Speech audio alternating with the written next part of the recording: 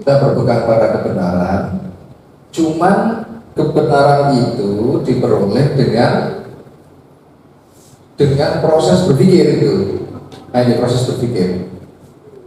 Ini proses berpikir. Nah, proses berpikir ini adalah berpikir tingkat 1 gitu ya. Kalau tingkat 1 apa? Objeknya adalah yang bisa diindra. Ya, objek yang bisa diindra ini bisa benda, bisa peristiwa. Makanya kemudian di dalam proses berpikir tingkat 1 ini ada berapa unsur dalam proses berpikir itu? Fakta yang terindra, terus apa? Indranya gitu ya. Indra, terus otak yang sehat. Indra juga yang sehat pasti. Ini fakta yang terindra. Ini adalah kunci di berpikir tingkat 1. Dalam bahasa kitabnya al-waqi' al-mahsus gitu. Al-waqi' al-mahsus. Al-mahsus yang terindra. Kalau indranya sendiri namanya al-hawas gitu. Al-hawas. Fakta yang terindra. Nah nanti kalau berpikir tingkat 2 itu sudah fakta yang tidak terindra. Makanya ini disebut yang fakta terindra ini berpikir langsung. Berpikir langsung ini ya ini bisa melihat langsung, bisa mendengar langsung gitu ya. Kalau yang tidak terindra berarti itu tidak langsung. Karena kita nggak pernah bisa mengindra. Ada fakta tapi fakta itu nggak bisa dicerak. Ya, tidak bisa dicerak, ditarik kesannya, tidak bisa. Ditarik kesannya oleh indra, tidak bisa. Makanya berpikir tidak langsung. Tetapi meskipun tidak bisa diindra, faktanya itu ada. Maksudnya benda dalam tanda petik itu ada. Benda dalam tanda petik itu ada. Dan peristiwanya juga ada. Jadi kalau kita bicara misalnya masa lalu, nah kalau kita bicara tentang siroh ya, siroh itu luar biasa rinci sekali kalau umat Islam itu, rinci. Bahkan kalau sirah Rasulullah itu bukan lagi sekedar kisah, tapi itu adalah metodenya adalah metode periwayatan. Makanya ada metode sanad, metode sanad.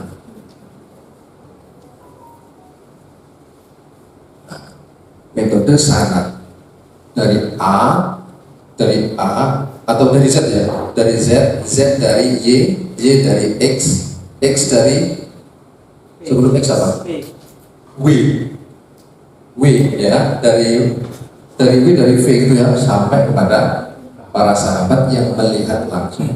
Nggak ada sejarah yang seperti itu, nggak ada kalau sirah Rasulullah. Kenapa sirah Rasulullah itu kok metodenya adalah periwayatan? Metodenya adalah periwayatan. Nggak boleh kalau nggak ada riwayatnya. Nggak boleh.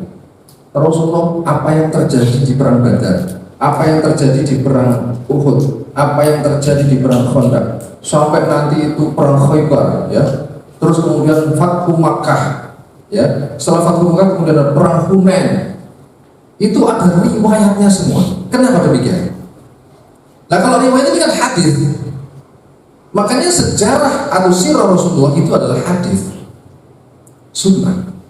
Bukan hanya sekedar katanya ini, katanya itu pasti akan ditahqiq kebenarannya, ditakhrij oleh orang yang mengeluarkan hadis bahwa ini sahih, bahwa ini adalah dhaif, bahwa ini adalah palsu. Palsu itu apa bahasa hadisnya? Maudhu. Itu seperti itu. Jadi nggak sembarang. Kenapa demikian? Karena Rasulullah ini apa yang dilakukan akwalnya, akwal itu jamak dari qaul. afal itu apa? Fi'lunya, terus takrirnya, diamnya Rasulullah, itu adalah hukum. Itu adalah hukum. Jadi kalau bukti sirah Rasulullah adalah sumber hukum. Sirah Rasulullah sumber hukum. Nggak seperti misalnya Patih, Gajah Mada. Riwayatnya apa? Katanya dulu misalnya adalah bicara tentang Tan'amukti Palapa. Dia tidak akan makan buah palapa sebelum dia bisa mempersatukan Nusantara. Diambil dari mana? Kalau dalam Islam itu ulama-ulama itu jelas. Level zaman itu jelas. Dari Rasulullah pada level berikutnya siapa? Sahabat. Dari sahabat levelnya berikutnya siapa? Tabi'in. Dari tabi'in level berikutnya siapa? Tabi'in. Ini tiga level ini sebenarnya ada level-level kecil di bawahnya. Jadi para sahabat itu nanti ada sahabat kabir. Sahabat kabir itu maksudnya adalah sahabat yang ketika masa Rasulullah usianya sudah tua. Tapi ada sahabat yang shogir. Sahabat shogir itu ketika Rasulullah ada, dia masih kanak-kanak. Seperti misalnya siapa? Abdullah ibnu Umar. Masih digendong nggak masih kita. Tapi beliau bisa cerita. Jadi beliau itu menjadi transformator. Apa transformator? Transformator yang membawa pesan ini sehingga sampai kepada generasi ini. Nah seperti itu. Nanti, tapi ini kan nggak pernah melihat Rasulullah, tapi melihat siapa? Melihat sahabat. Ketika sahabat itu besar, sudah tua maksudnya, tapi ini juga sudah besar. Maksudnya begini, usianya itu misalnya sudah tua gitu ya, dia sudah dewasa. Tapi ada yang tabiin itu adalah tabiin yang ketika sahabat itu sudah mulai habis, dia itu masih kecil, tapi dia menjadi transformator. Dan transformatornya ini adalah siapa? Perawi. Kata si fulan A kepada si fulan B, diterima si fulan C gitu ya. Itu namanya sanad. Makanya sanad itu penting. Jadi ini bicara baik dulu ya, tapi kita sambung aja.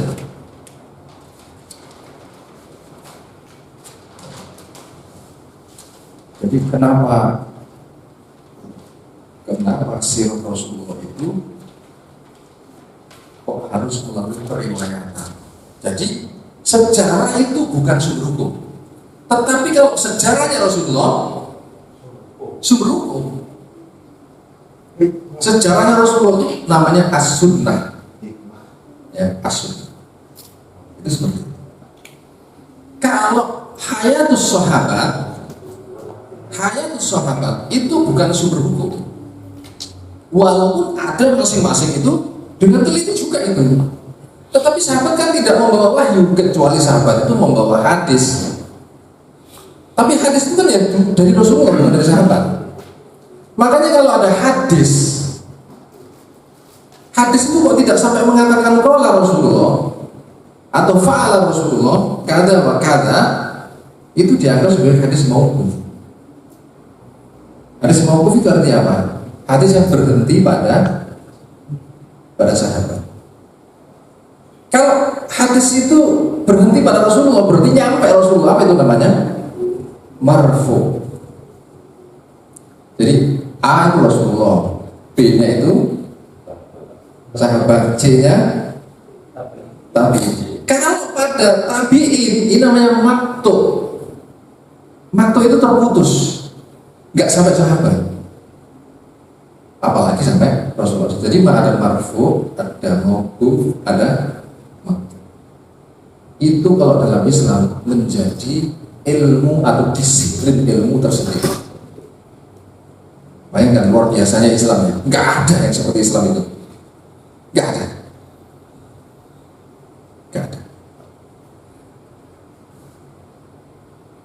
Nah, hayatul Rasul itu pernah terjadi, orangnya ada, benda-benda terkait dengan orang itu ada, peristiwanya juga ada, tetapi kita tidak bisa mengindra. Kita tidak bisa mengindra. Tapi kalau kita percaya,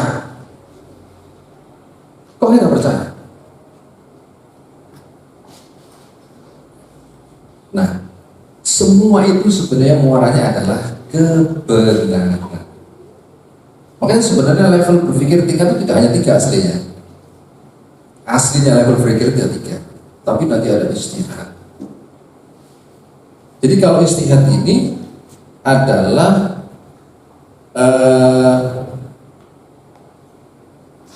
proses menyimpulkan suatu fakta atau peristiwa, status hukumnya bagaimana berdasarkan dalil yang sifatnya deduktif. Deduktif itu apa? Deduktif itu apa? Deduktif itu dari umum. Lawannya apa? Induktif. Nah, jadi pokoknya saya begini. Hurrimat alaikumul maitatu wasdamu wa lahmul khinziri wa uhilla li ghayrillahi bihi walaupun dan sebagainya. Itu deduktif. Semua yang termasuk dalam kategori itu, per kasus, per peristiwa masuk, itu induktifnya dimasukkan ke dalam deduktif. Itu namanya kalau hukumnya belum ada, istilahnya adalah menggali hukum. Dalam Islam itu sampai sedemikian. Ya, menggali. Jadi ada yang sifatnya hukumnya itu umum. Jadi misalnya begini, kalau majelis istinad, kalau kasus Jumatan itu gimana bunyinya? Idza nudiya lis-sholati min yaumil jumu'ati fas'au ila dzikrillahi wa dzarul bai'. Fas'au ila dzikrillahi wa dzarul bai'. Dan tinggalkanlah jual beli. Maksudnya di situ kenapa kok disuruh meninggalkan jual beli? Kenapa disuruh meninggalkan jual beli? Karena jual beli itu bisa meninggalkan apa? Sholat Jumat. Nah, ilatnya adalah meninggalkan sholat Jumat. Kalau begitu yang meninggalkan sholat Jumat ya tidak hanya jual beli saja, berarti ngajar ya, terus bertani dan lain sebagainya. Itu termasuk masuk dalam kategori ilah yang sifatnya masuk dalam yang meninggalkan Jumatan. Nah, itu namanya proses istihad. Nanti ada istiqra. Nah, istiqra itu dari induktif menuju deduktif. Makanya kalau ulama itu luar biasa. Ulama itu luar biasa. Jadi makanya kalau Gus Baha pernah bilang, Gus Baha itu tidak sekolahnya nggak S3 kok, sekali doktornya. Jangan ilmunya doktor itu loh, jadi Gus Baha. Itu dipelajari nek pondok pesantren kelas sanawiya.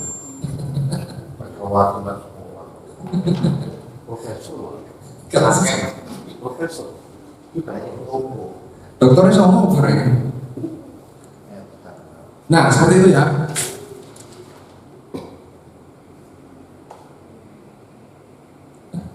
Proses berpikir tingkat 2 ini terkait dengan memastikan fakta. Ini memastikan fakta. Kalau faktanya itu adalah benar adanya, kemudian dibuat pernyataan, itulah kebenaran. Jadi berbahagialah kita, para ulama kita itu sudah menyusun apa istilahnya, dengan keseriusan para ulama itu akhirnya ada yang namanya seperangkat keilmuan yang digunakan untuk memastikan kebenaran. Sampai begitu. Nah, kalau kebenaran akidah itu harus 100%. Tapi kalau syariat tidak perlu 100%. Makanya kalau ada perbedaan sing bener ndi ya, Itu kan persoalan apa? Persoalan dunia, ya, bukan qat'iyah. Makanya kalau ada satu kunut, satu nggak kunut, itu dunia. Para sahabat juga beda. Jadi ketika Rasulullah itu nanti, pokoknya ya, kamu nanti kalian jangan cepat ke Bani Quraidah untuk mengeksekusi orang-orang Yahudi di Bani Quraidah. Cepat. Janganlah sholat asar hingga kalian tiba di sana. Ternyata sahabat memahami dua golongan. Yang satu mengatakan, pokoknya pelan-pelan naik, pelan-pelan, tidak boleh sholat asar ketika tiba di kecuali sudah tiba di sana. Berarti kalau nyampe maghrib berarti apa? Baru sholat asar. Tapi sahabat yang lain mengatakan, loh gak gitu maksudnya. Sholat asar itu tetap di waktunya asar. Maksudnya itu adalah kita itu disuruh cepet-cepet di sana. Kalau bisa malah sebelum asar sudah nyampe di sana. Ada pemahaman-pemahaman seperti itu. Jadi ada teks yang ternyata teks itu rumni, melahirkan apa? Melahirkan apa namanya? Persepsi yang berbeda. Nah, jadi kalau untuk urusan akidah, untuk urusan akidah 100%. Harus 100%. Utamanya di proses berpikir satu sama berpikir proses dua, ini tentang akidah, tentang keberadaan sesuatu, ya. Nah, kita bicara tentang yang telah lalu, sirah itu begitu. Jadi adalah berpikir tentang adanya dalil yang menunjukkan bahwa itu benar-benar terjadi. Dalil yang menunjukkan bahwa itu benar-benar ada. Nah, kalau sunnah Rasulullah, hadis Rasulullah adalah dalil yang mutawatir, itu menunjukkan benar-benar terjadi, benar-benar ada. Dan orang-orang tidak boleh menolak. Tak boleh menolak. Nah, kemudian berpikir tingkat dua itu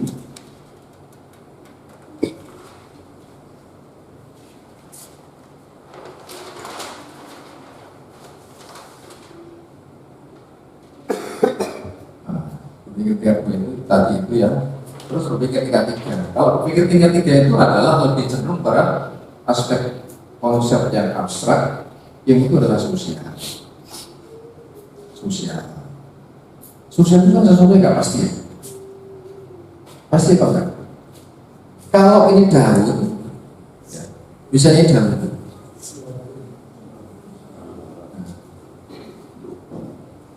daunnya tumbuhan ya, paling besar. Itu. Kalau daun ini dimasukkan ke dalam laboratorium, kira-kira daun ini sama nggak? Atau besi misalnya, kalau besi lempengan besi, nah, besinya jenisnya sama, langsung ferrum berapa plus atau min gitu ya, itu pasti sama. Tapi kalau sosial nggak bisa. Penelitian sosial di Surabaya sama penelitian sosial di Jakarta bisa diterapkan nggak kesimpulan di Surabaya sama kesimpulan di Jakarta? Bisa nggak? Nggak bisa. Maka definisi sosial itu nggak bisa dipastikan. Yang bisa memastikan siapa? Yang bisa memastikan terkait dengan sosial, perubahan dinamika sosial di Allah Subhanahu Wa Taala. Makanya kemudian ada demokrasi, ada nasionalisme, ada kapitalisme, ada sosialisme. Di dalam sosialisme ada komunisme. Itu faktanya bagaimana dihukumi. Hukumnya dari mana? Dari Allah Subhanahu Wa Taala. Jadi diketahui. Informasi pendaftaran kuliah di STIS SBE Surabaya Islamic Entrepreneur University. Hubungi 08121622261118.